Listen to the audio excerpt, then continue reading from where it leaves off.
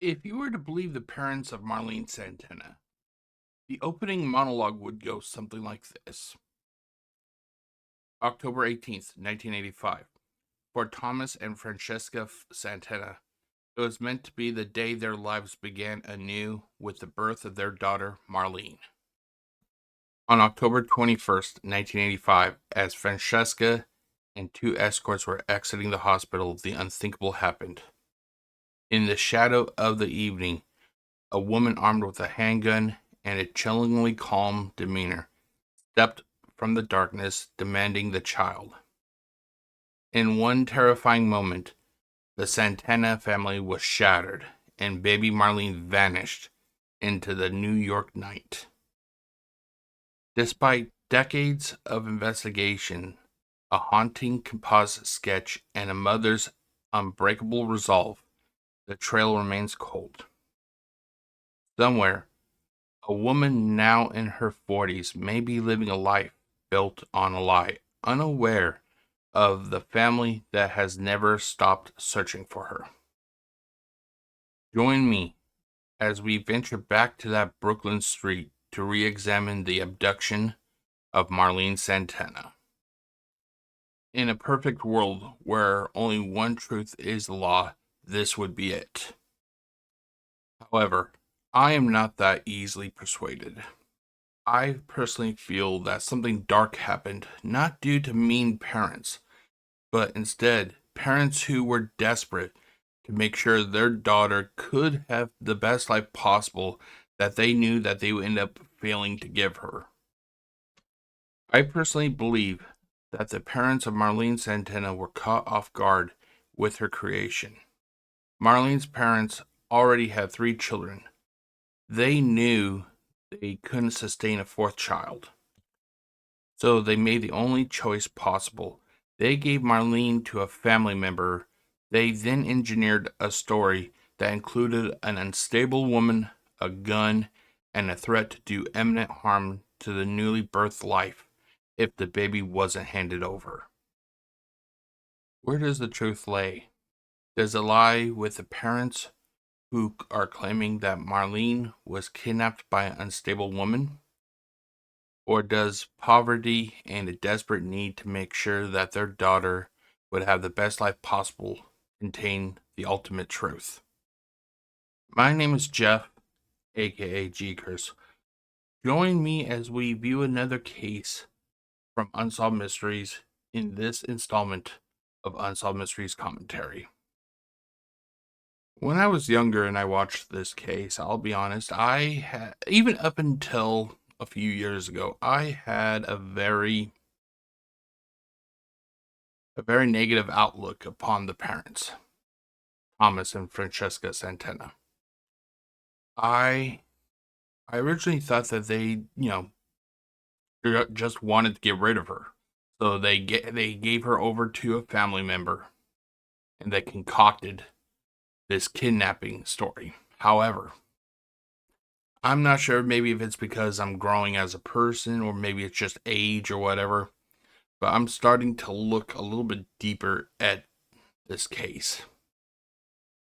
And I'm wondering if it wasn't just due to, their limitations financially that they were forced to ultimately make a hard choice.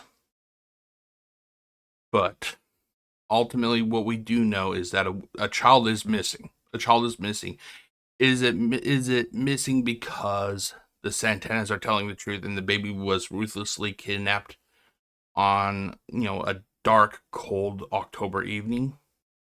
Or is it something more tragic and sad that baby Marlene was handed over to another family member, not out of cruelty or meanness, I guess you could say, but ultimately handed over to make sure that she could have the best life possible that her family just could not give her. Ultimately, this is your video that you're going to be watching. This is for you. It is up to you to make that choice ultimately. I'm just going to give you my thoughts and some ideas that I have, but ultimately, at the end of the day, the verdict comes down to you, the viewer. Now, let's get on to the video, shall we?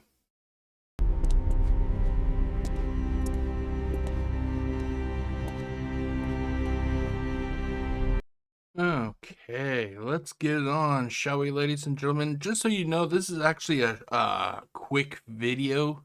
Is that no? It's a short video, I should say. This video actually only went for approximately 4 minutes and 33 seconds, so they didn't really dedicate that much time to this individual case when it was produced. And that actually kind of shows by the fact that there was actually no promos at all for this case. That's why I did not have anything in the in the previous segment. There was just no promos. If there was, then they removed them from YouTube, and I don't recall seeing anything on the televised airing either. But let's pull up the video that wait, wrong one. That's wrong one. Sorry guys. There you go. 3, 2, 1.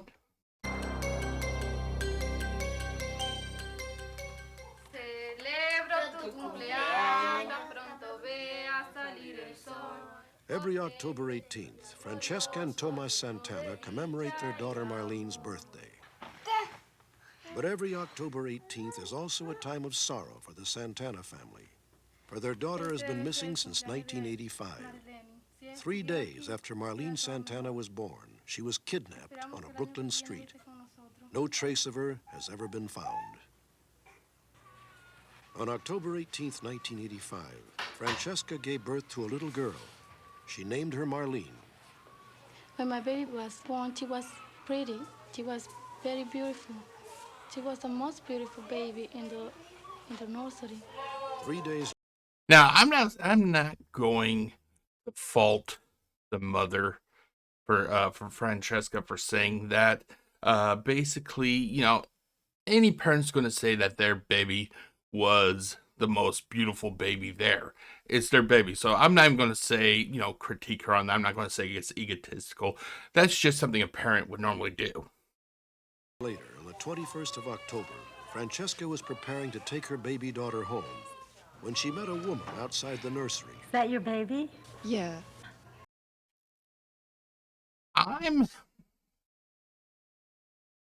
When in the previous segment, the introduction, I was talking about how I feel that basically what happened to Marlene, it wasn't done by ill-meaning parents. I think that they just literally had their back against the wall and that they did not know what to do.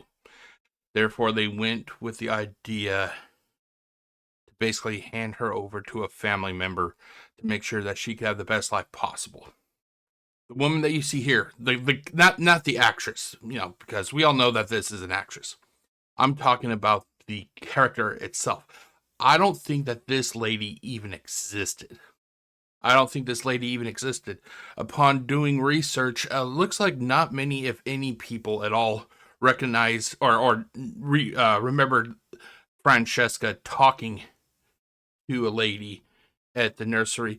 And sadly, at this time, they really did not have that much in the way of like closed circuit television or security systems, I guess you could say, that would be constantly watching the nursery. I honestly can't help but think that if this happened in today's technological age, I don't think that this would have this case would have lasted that long, considering that hospitals are, especially in my area, hospitals are so security driven. I don't think you can even get a baby out of a hospital or away from a hospital without some sort of security field, camera system or whatever you want to call it, catching the act in progress. He's so beautiful. When I was looking at my baby in the nursery, I saw a woman in the window that she told me that my baby was the most quiet one, the prettiest one. And I was glad that she told me that because I thought she liked my baby. A few hours later, Francesca checked out of the hospital. Her two sisters-in-law came to take her home. The time was 9 p.m. When we going downstairs, a woman came to me, the same woman that I saw in the nursery. Where are you going? Been waiting for She you all told day. me she was waiting for me all day. Okay, this is where I think this entire lie basically just falls apart. You're telling me, and you want me to actually believe that Marlene Santana, granted, she gave birth 3 days earlier, back on the 18th. You're telling me, and you're expecting me to believe that three adults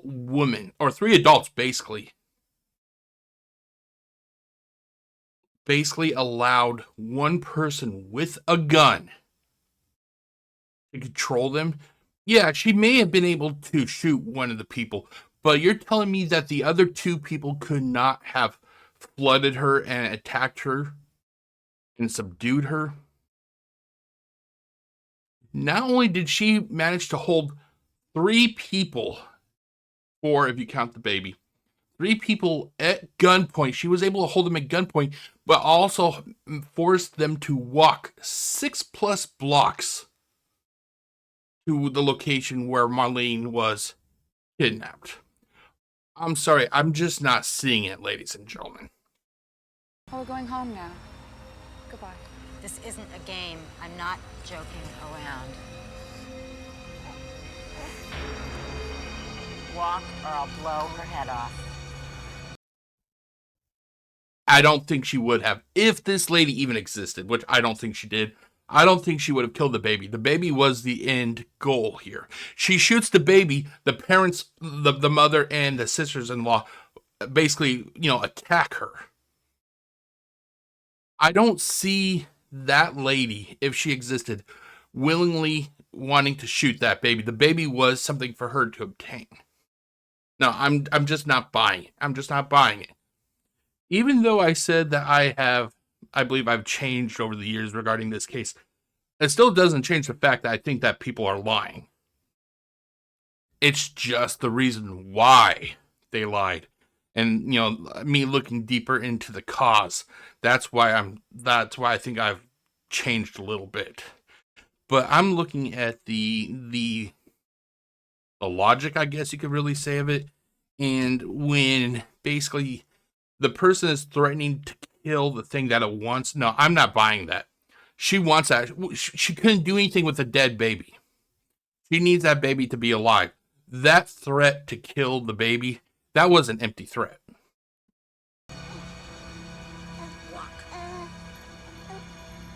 I would have been like, no, I'm not walking. I'm not walking. You will have to shoot me. And like I said, by shooting me, that means that she would have to quickly pivot and shoot them all. Nobody's that fucking quick. Nobody's that quick. And especially at close range. This is not a video game where you can just activate bullet time and pop, pop, pop. No.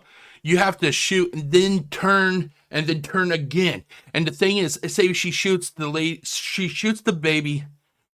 She then pivots to shoot the person, so let's say to the left of Marlene, or not Marlene, Francesca. She still then has to take time to pivot to the next person, and then the next person. You're telling me that all three adults that were taking Marlene home, you're telling me they all lacked some sort of self-preservation? That they were not going to do anything to protect themselves from getting shot? No, I don't believe that at all. I don't believe that at all. This is why I think ultimately this whole kidnapping theory that the parent, or the story, basically this whole kidnapping story falls apart. It does not make sense to me. Human self-preservation, it is natural to all of us. It isn't just something that you can suppress. If somebody points a gun at you, you're going to do two things. They always claim there's a third. You're going to fight, you're going to flee, or they're going to say you're going to freeze. I don't really think freezing is that much of a factor. It may be from time to time, but if somebody points a gun at me, I'm going to fight back. And you're telling me that all three of these people just froze? No, I'm not buying. I'm not buying it at all. So she showed us the gun and she told us to walk or she gonna blow up the head. And we walk. Keep going. They walked over 6 blocks at gunpoint. Walk! Finally, they stopped near a deserted junkyard. 6 blocks that these people walked. You're telling me that on a Brooklyn street in New York, nobody saw what was happening? Nobody heard this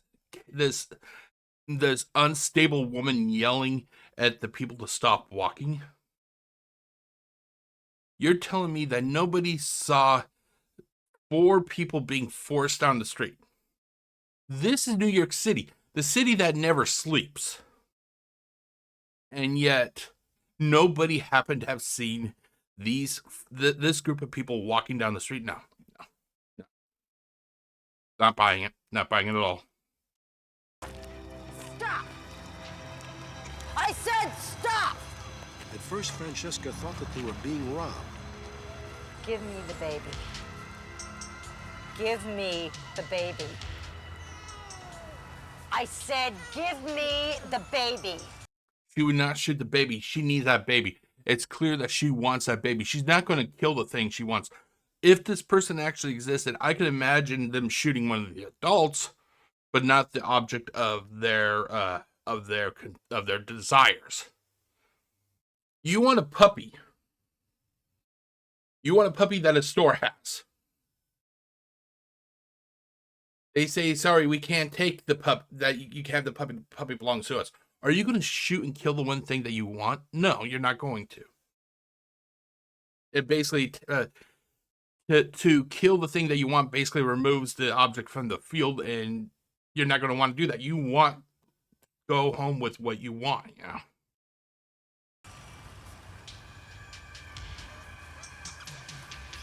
Keep walking. Walk! The woman got in a car driven by an accomplice. This right here. Here, let me turn off the. There you go. She took the baby, according to their story. She took the baby and ran to a car. You're telling me that all 3 ladies were not instantly, the moment that they handed over the baby and the lady started running, you're telling me that none of them chased her? At that point, I'm not talking about when she got in the car. I'm talking about the moment the handoff happened, the lady turned around and started running. You're telling me that those 3 ladies did not pursue? Why? The lady was already running. I'm pretty sure that she was not coordinated enough to hold a baby, turn around, keep running backwards, and shooting. I don't see that. No, I don't see that at all. I do not see that at all. Drove off.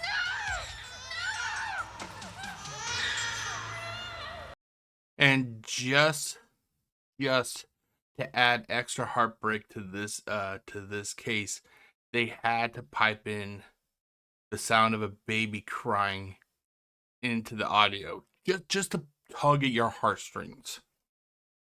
When she took the baby, I was in shock. I didn't know what to do. I was crying.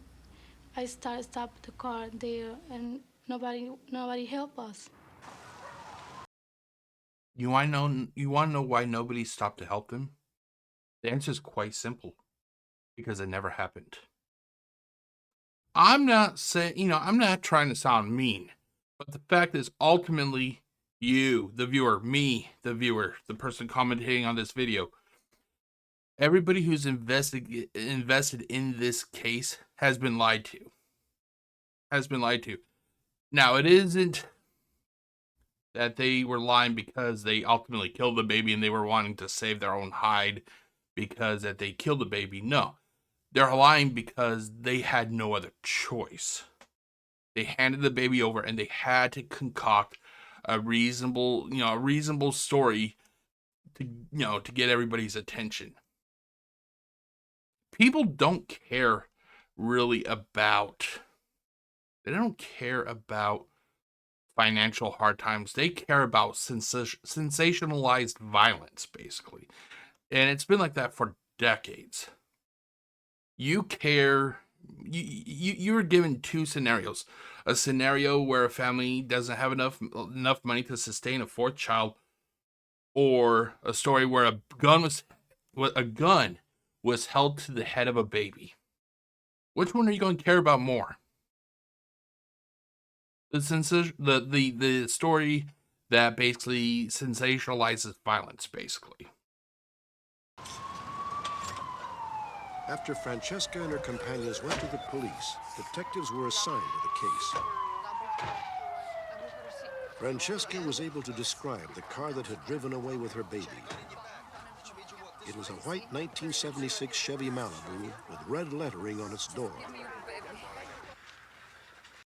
Now, I did some researching, and basically, I could not exactly find out exactly what the red writing was on the door.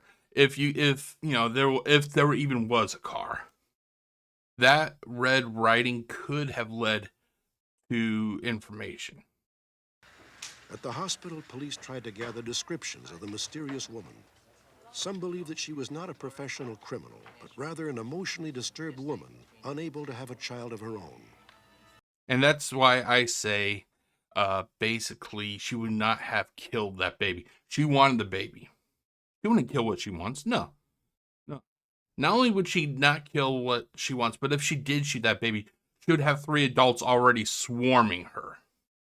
No, no. This right here, this is the the sketch of the person that kidnapped Marlene Santana. Now, I looked at this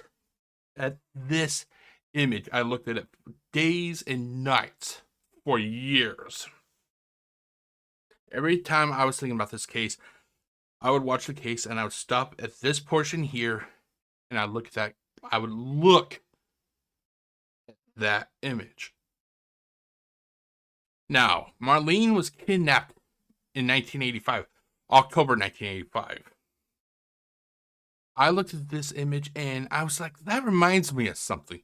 That reminds me of something. I'm not even saying this to be comical or anything. And here's what it reminds me of. Here's what this sketch reminds me of. I'm not trying. I'm being dead serious. I'm not trying to be comical or anything. If you do not know who the person is on the bottom of this picture, that her name is Slavica Jovan or Jovan. I butchered the name and I apologize. If you're wondering who she is an actress that played Gozer the Gozerian in the 1984 movie Ghostbusters. I'm not trying to sound comical at all. I'm not trying to be funny or anything. I'm just stating that the actress looks like the description. And there's a reason why I think that they went with this description. I personally believe that they watched the movie Ghostbusters. Now, here's the thing. Marlene was born October 18th, 1985. She was born on October 18th, 1985. Ghostbusters came out in 1984. Now you're wondering, Jeff, what are you talking about? Like, what does Ghostbusters have to do with this case? Now, take my theory for what it is. You can believe it or you do not have to believe it. That's your right. Here, let's do this. Hold on 1 second. Oh, seriously, you're going to do this to me?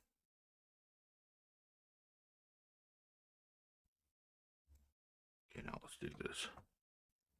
There it goes. Hold on. Take out the image. According to the Wikipedia for Ghostbusters. So this is the Ghostbusters Wikipedia. Let me do this. If you go down to release, see here. Oh, let's just go box office. Hold on, reception. Okay, I already have the search up here, so let's do search. The movie was released on VHS. Hold on. October 1985. It was released on October 1985. I think now, before I continue on, hold on. I also went to the Ghostbusters wiki itself, and it doesn't give the exact date, but it also says a 1985 release for the VHS, Betamax, and Laserdisc, CAV, Laserdisc, CLV, and CED video disc. So it's pretty much, October 1985 for what I can understand. So let's do this. I cannot find exact date. Come on. Really? Are you going to do this? Oh, no, it's that one. There it is. Okay. Here's what I think. I think that the movie, and if somebody can find information, please post it in the comment section. I think that the VHS was released early October 1985. I personally believe that the family, they already decided before Marlene was born what was going to happen. They could not simply just hand over the baby, because I'm pretty sure that there are, like in the United States, that there are fees, or there money has to change hands, I'm pretty sure, for an adoption to go through. So they decided before Marlena was born that they were going to go with this kidnapping story. They needed a central focal point to form this story around. They most likely watched Ghostbusters either on VHS, which I'm pretty sure that they did, or in the theaters. I think it was in VHS. They watched the movie of Ghostbusters. They then developed, they said we were going to go with the kidnapper's going to basically look like the actress. And that's why we have such a striking resemblance regarding the person who kidnapped Marlene. Now, keep in mind, I'm not even upset at the parents anymore. I look at the fact of why they did it instead of just blatantly, blatantly, is that the right word? Just saying that they were bad parents. I'm trying to understand why. Financial reasons, But I think that they watched this movie and they formed the composite of the abductor of Marlene Santana around the actress who played Gozer in the movie. Now, like I said, that's just my theory, and that's what a lot of people do with Unsolved Mysteries. We have theories. We share our theories. My theory, you may think I'm a crackpot, and that's your right. But I will go to the grave thinking that the person who kidnapped Marlene never existed. That they came with this composite here that you see in order to basically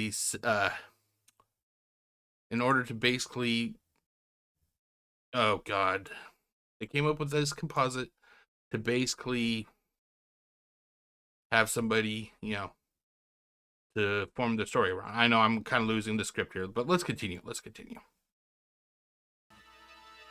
Based on eyewitness descriptions, a composite was created showing the abductor. She was white with Hispanic features and no accent. She had dyed reddish blonde hair and appeared to be in her late 20s. Today, 3 years later, the Santana family still search for their missing child. A composite artist sketched Marlene as she might look today. She would... Okay, hold on. I'm just curious. Let's go back. Let's go back a little bit. How old did they say that she appeared to be? Hold on, let's go back. Was white with Hispanic features and no accent. She had dyed reddish blonde hair and appeared to be in her late 20s. Late 20s. And I'm just curious. Let's do some research, shall we? Let's do some research here.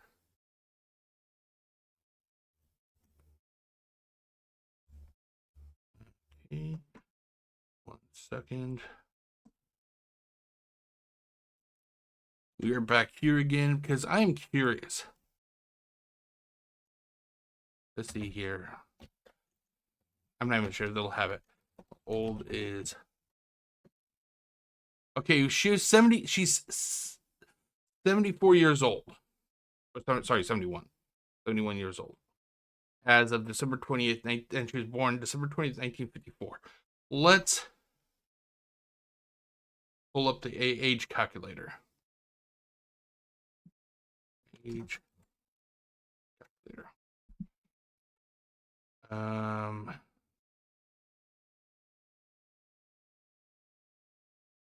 December 20th, 1954.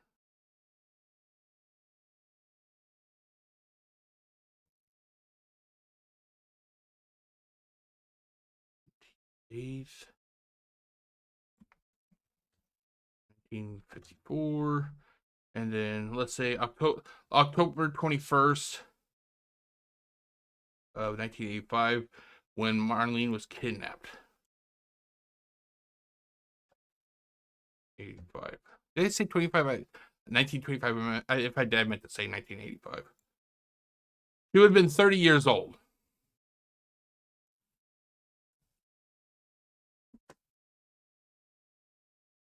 I'm just saying. I just can't help but think that ultimately, at the end of the day, that they went with this actress that you see in this image as basically the avatar for the person that they claimed was the kidnapper of Marlene Santana. Call me a crackpot if you want. A lot of people have, but that's my theory. Today, 3 years later, the Santana family still search for their missing child. A composite artist sketched Marlene as she might look today. She would be 3 years of age and may celebrate her birthday around Halloween. She might have been put up for an illegal adoption in late 1985 or 1986. Maybe Or, hear me out, she is resting comfortably, with the extended family of Francesca Santana. She may, I don't think that she's in the same state. I don't think she's in New York or wherever it is that the Santana family now resides. I think she's far away, possibly, like, say, on the West Coast, for example, California, or even in Mexico or somewhere. I think that the only thing I feel strongly about is that she is with the extended family somewhere. She may not even know who she is. She may believe that she is the legitimate birth daughter of whoever her parents are, when in reality she was tragically given to the extended family for them to take care of her. one day, a person who knows where's my baby, they must say something. They must do it. I don't think I could have died without seeing my baby again. Okay, so that was the case of Marlene Santana. And ultimately, if there is anything, it is, this is a story of tragedy. Because if Marlene was indeed kidnapped, she was kidnapped by a person that did not value her as a human being. However, if she was handed over to a family member due to the Santana family being unable to financially care for her, it makes it even more tragic that we live in a society that we cannot take care of our own kids. And the only option that Marlene's family had was to tragically give her away.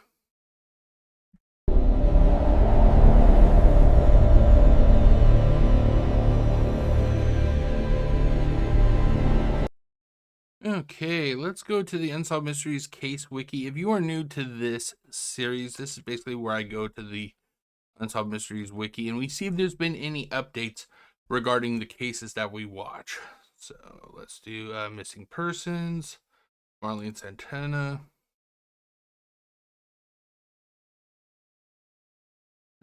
Okay. Real name, Marlene Santana, and there are no known nicknames. The location is Brooklyn, New York, and the date was not a pop-up blocker. There we go.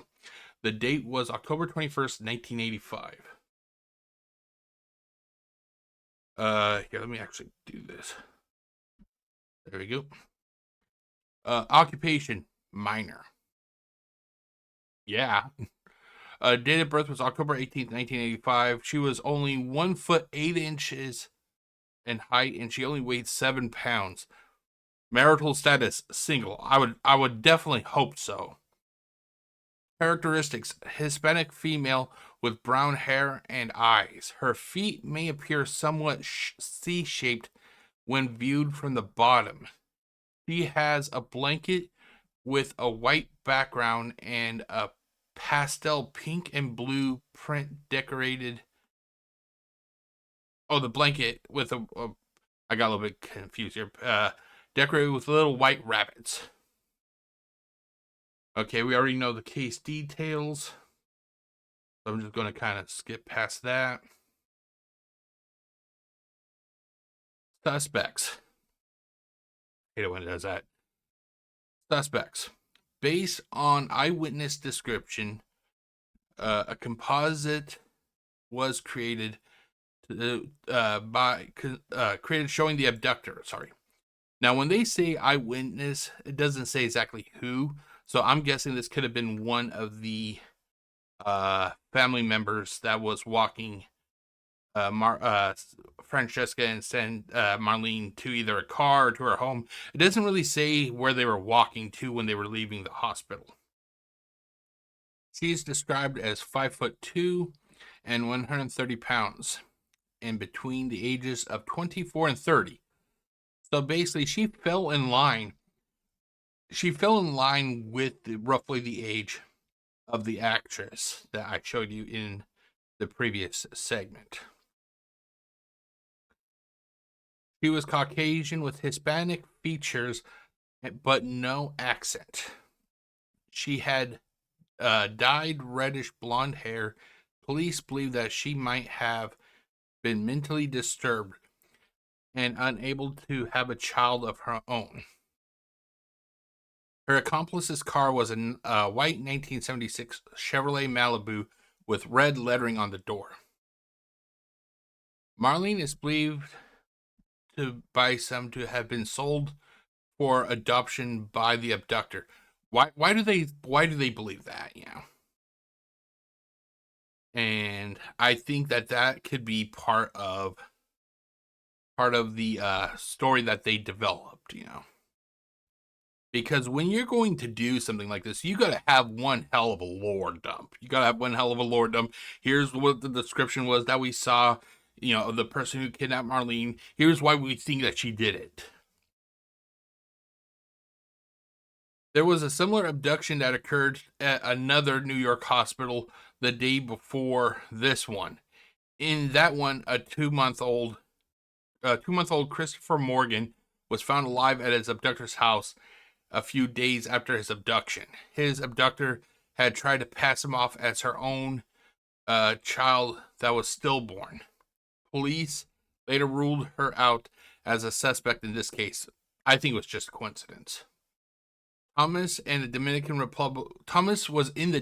Republic at the time of the abduction. He is not considered a suspect. Extra notes. This case first aired on the January 25th, 1989 episode, along with Christopher Abeda and Carolina White. Because Marlene was just a newborn, no photographs are available of her.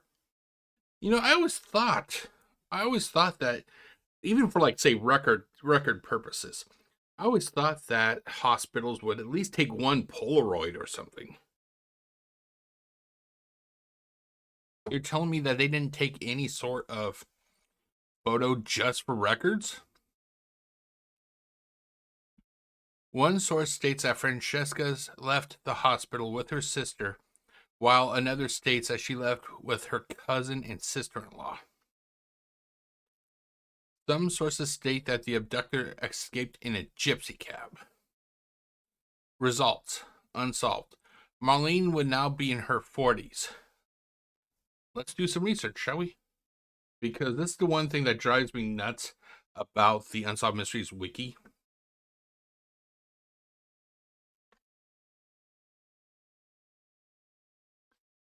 Basically, I am a member of that wiki, and I will try to update certain aspects of cases, including the ages of like what they would be now. And there have been times I will update to reflect their current age, and I will literally have my edits changed back, basically saying, "Oh no, we're not going to do that." Well, it's kind of hard to say that what her age currently is if you don't proceed to constantly keep it updated. So let's do this. October 18th, 1985. She would be, and what did they say? Here, hold on, what did they say? Okay, so at least they allowed this to stay updated. She would be in her 40s if alive. Her abductor would now be in her 70s. And sadly, they have a lot of links here, but nothing else to really click on. And that is about it. That was the Wikipedia installment for Marlene Santana. Like I said, and I'll say it again, I will say it until I go to the grave. I think that honestly, she was given to another family member.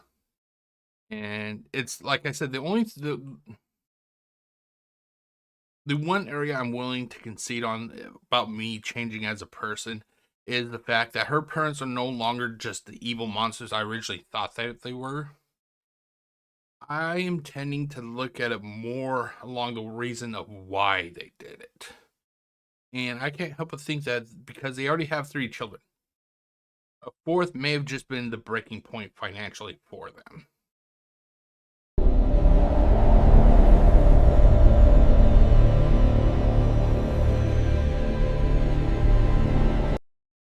Okay, on to the episode information. But before I actually get to that information, I wanted to share something I meant to do back in the opening of this entire video.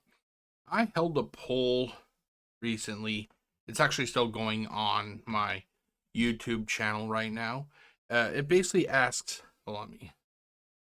It basically asks if you think that Marlene was kidnapped or if not everything is being shared. Basically, do you agree with me that she could have been handed over to a family member, or I'm just not sure. And this poll currently has 9 votes. I do want to say thank you to everybody who has voted, and it's actually kind of a little bit of a tie right now. 44% believe that Marlene was kidnapped. 44% believes that they think that they don't think everything is being shared, basically. And 11% just are not sure. They are just not sure. And I just want to say thank you to everybody who has taken the time to vote. This poll is going to be up for a while longer. It is currently February 8th as I'm recording this. And this video will be uploaded and ready to view on February 14th at 9 p.m. Pacific Standard Time. So these numbers may change, or it could change. People could reassess what they feel, and the numbers will change. But as of recording this, it is currently a little bit of a tie between yes, she was kidnapped, or no, they don't think everything is being shared. But onto the portion this portion of the video. This is where I go and I check out the information regarding this case episode. I like to see what cases were also part of this episode, and if the televised airing of Unsolved Mysteries is the same as the YouTube upload of Unsolved Mysteries, because sometimes cases get omitted and cases get shuffled around and stuff. So I want to compare the two medias and basically see if they're the same or if they're different. Okay, so this was part of the, what was it again? The January 25th, 1989 episode. Now, during some free time I recently had, I actually changed, or added, I don't want to say change, I added the time, the seasons and everything as bookmarks. So now I can actually easily kind of, go through. So it was January 25th, 1989. So looks like it could be season 2. See, is it season 2? Let's see here.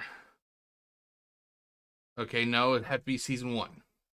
Okay, because it says season 2, and the entry set starts with September 20th. So let's go to season 1.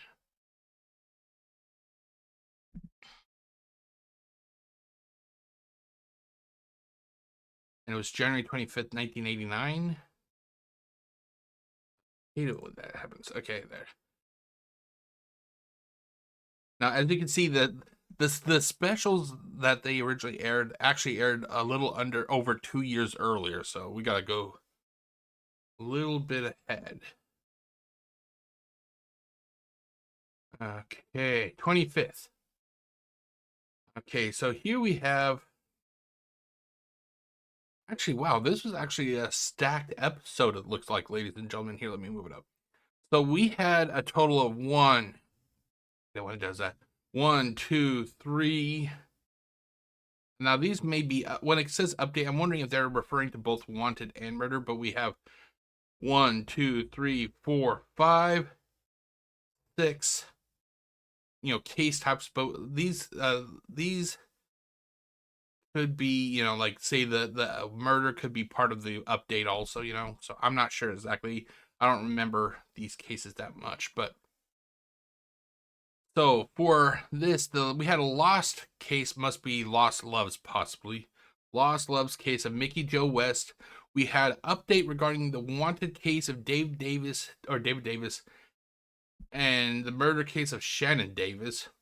The Lost Loves case of the brother of Sylvia Wemhoff and Margaret Murphy. If I remember correctly, these two cases here, the Lost Loves, Sylvia and Margaret, I think that could have been tied to the orphan trains, if I remember correctly.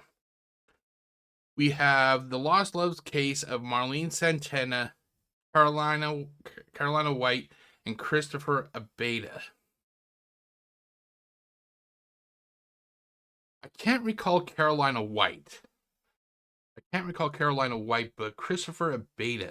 Isn't that the one where the mother of Christopher was allowing her mother, or Christopher's grandmother, to have visitation, and she was introducing Christopher to the occult and like videos of Satan and stuff? But let me check just to be sure, because I can't recall.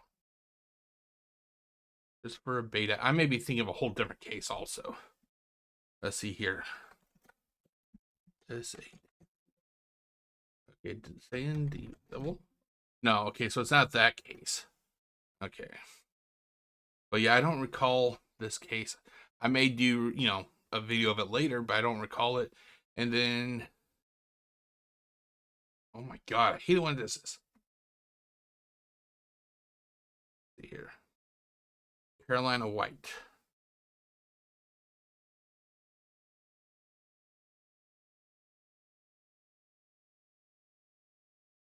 I don't recall this one either. Oh, wasn't this was the one that was also part of the where they said that was a kidnapping from the same hospital, I think they said. Okay. And then we have the Bald Mountain Shooters. Ooh, that sounds interesting. I never heard of that one. Bald Mountain Shooters. Okay, let's just do this for time being. Oh, are these the? Oh, they're the horses. Okay. This was once in a while, Unsolved Mysteries would actually cover cases about animal crimes. There was one about a bunch of wild horses that were shot. I thought it was like in Nevada or something. And then there was one regarding a couple sea lions that were also killed, and that was in California, if I remember correctly. I don't recall this one. Maybe this is the one I was thinking of about the wild horses, though. And then we have the case of Robert Lee, or the wanted case of Robert Leeds.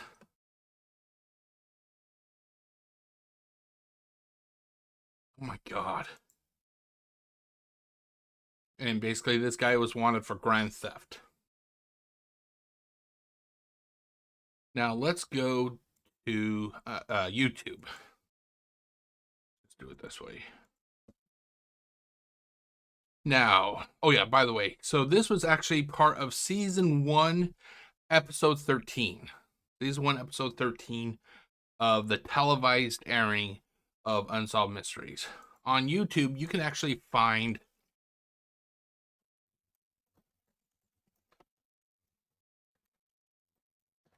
the Marlene Santana case as part of season 3, episode 1. So basically, there is a little bit of a change here, ladies and gentlemen.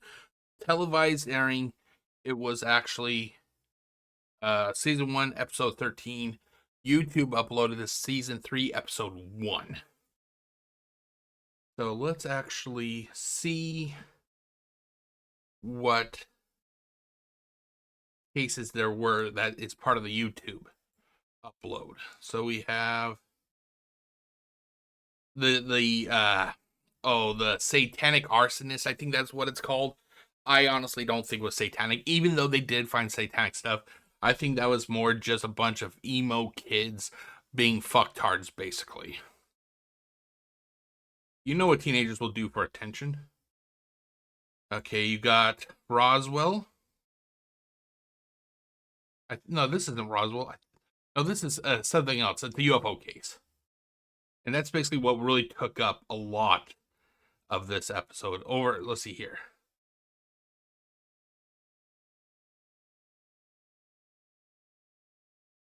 Okay, so we are over 19 minutes in, and they're still covering this case. So this case took a large chunk.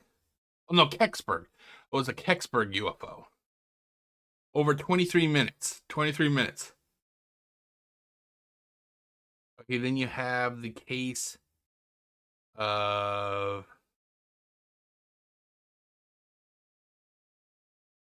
LeVar Bates. He finds his daughter.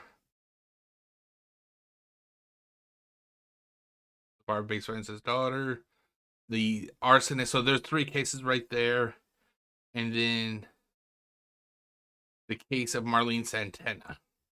And basically the 4 cases here that is on YouTube, it is actually not the same cases that were here. So basically they did a lot of shuffling around, basically.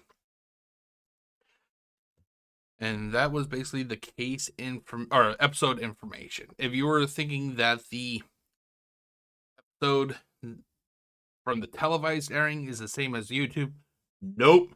They really just cut that up, and they just kind of pieced together a whole Frankenstein-like case for YouTube.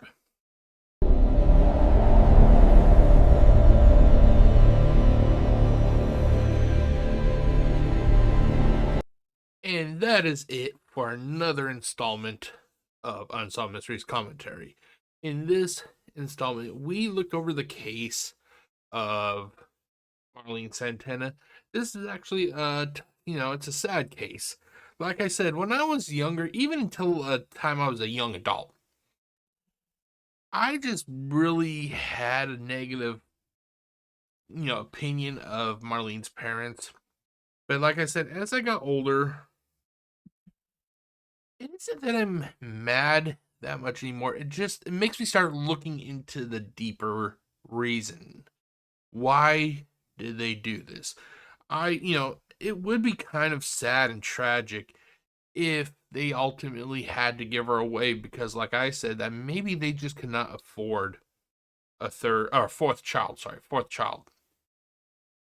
But I do know that what I say, my theories are not always the most well received, I guess you could say.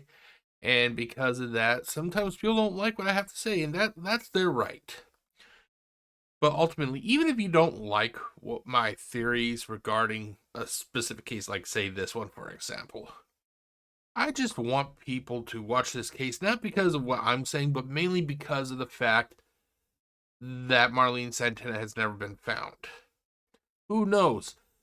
Who knows where the end of the road, literally takes us? Who knows? Maybe one of these days she may have been found. Maybe the lady in question actually did exist, and she ended up selling Marlene as a baby and selling her off to another family. Who knows? Or maybe it's like I said, maybe, just maybe, due to financial difficulties, Marlene's parents, they were basically forced to give her up, give her to another family member to make sure she could have the life that they could never give her. But either way, this case needs to be solved. It hasn't been solved yet, ladies and gentlemen, and hopefully one of these days it will be solved. But that is it, ladies and gentlemen. However, with that said, we must close the book on another installment of Unsolved Mysteries Commentary. But with one chapter closing, another chapter opens. Boy, that sounds so corny, did it not? And this next installment, it's probably going to get some controversy, thrown at me because I'm not an animal person. I'm going to be honest, I'm not an animal person. I view animals more as a resource. I don't view them as pets, as fur babies. Oh my god, I fucking hate that term. Seriously, who the fuck refers to their pets as fur babies? That's weird. That's fucking weird. I don't refer to pets or animals as members of the family. They are animals. No more, no less. And this case is going to upset a lot of people. Not so much because of my opinions. They're going to be upset about that no matter what. However, this case brings animal brutality to a whole new level. I present to you the case of the Bald Mountain Shooters.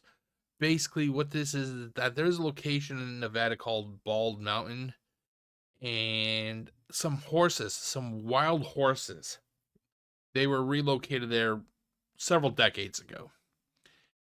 And these horses are basically competing with the cattlemen, the cattlemen and their farms and everything. They're competing with the cattlemen over, very limited resources. Well, somebody decided to take it upon themselves to kill not one, not two, not three, 4, 5, 6, 7, 8, 9, 10, but 400 plus horses. That's right. And you can see it all right there. The question is, who was it and why did they do it? Now, for me, and this is, I'm going to get more into my mentality regarding this in that upcoming installment of Unsolved Mysteries Commentary. It is so much the fact that it was horses that were slaughtered. No. My issue is that these horses could have served a purpose. And those horses were basically, they were robbed of that potential. But that is it, ladies and gentlemen. It is now time to close the doors, and I will see you next time when I open the doors to another installment. That's right, like I said, it's going to be hard. It's going to be a hard case, ladies and gentlemen. And what you are about to see in that next installment, it is no longer even available on FilmRise. That's right, I have delved into the darkness of the internet to find that installment. So I will see you next time. My name is Jeff, aka GCurse, wishing you all a great day. Stay safe, everybody. Peace out.